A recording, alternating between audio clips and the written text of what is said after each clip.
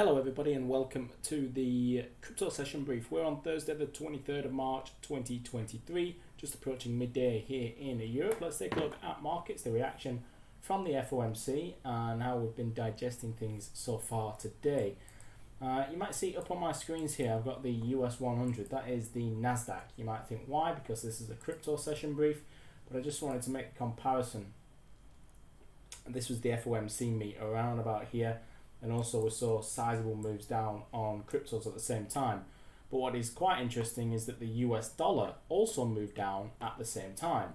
And with the US dollar being what Bitcoin is trading against in the cross here, I found that quite interesting. So the reaction post FOMC basically was softening US yields. You saw equities moving slightly higher initially but then lower.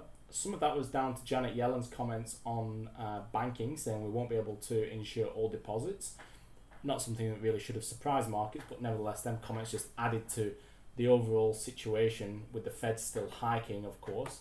So we did hike. That was a fact. The Fed, some have said it's a dovish hike. I still think they're pretty hawkish. They're saying inflation is still what they need to be well on top of. So they're still in a hiking cycle. Still got a lot of data to come out over the next month before the next one, but of course markets have now moved to suggest that could be the final hike for now, and they might pause from here. So that's why we've seen the selling off in US dollar, but then also in BTC. So quite an interesting initial reaction, albeit that's all it is. That's all it looks like it is, because we're on the march back higher. So the dip buys have been out basically on US tech stocks and also in cryptos. I'll just close that chart for now, but you can see here Litecoin, a little bit of a pullback, nothing major whatsoever. We were down maybe 70 points on the back of that particular move, so good for intraday trading, but apart from that, it doesn't look like there's been a significant changing of direction on the back of that.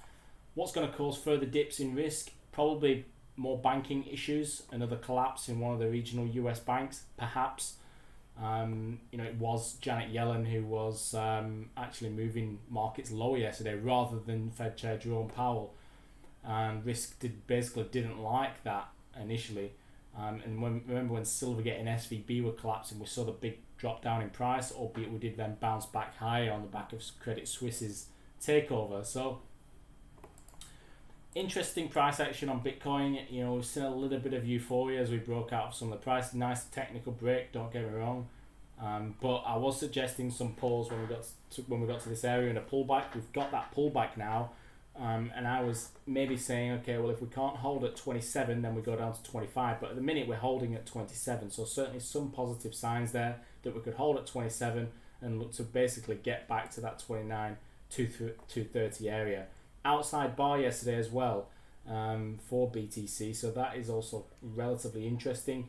Some may call this a bearish engulfing. You can see here the close. So sometimes you see a turning point in markets on these particular type of bars, especially if you break lower.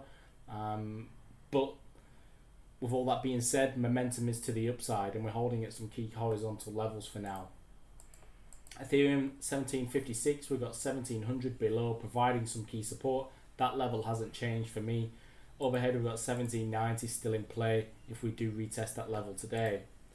One of the interesting breakouts that we've seen over the past 24 hours is on Litecoin. This is something we discussed 24 hours ago. It was actually 22 hours ago because I did this a bit later yesterday.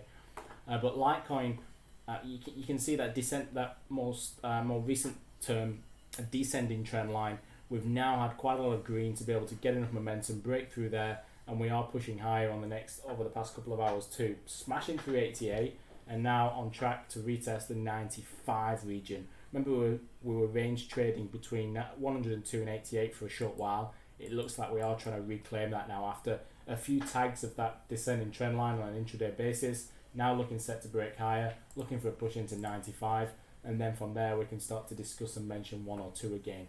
Remember, Litecoin lagging a little bit behind some of the other cryptos though. Ethereum already breaking through its current yearly highs. Litecoin very much still beneath, still needs to go up another 10 to 15% until we get through that, whereas Ethereum has already been pushing through its all-time highs.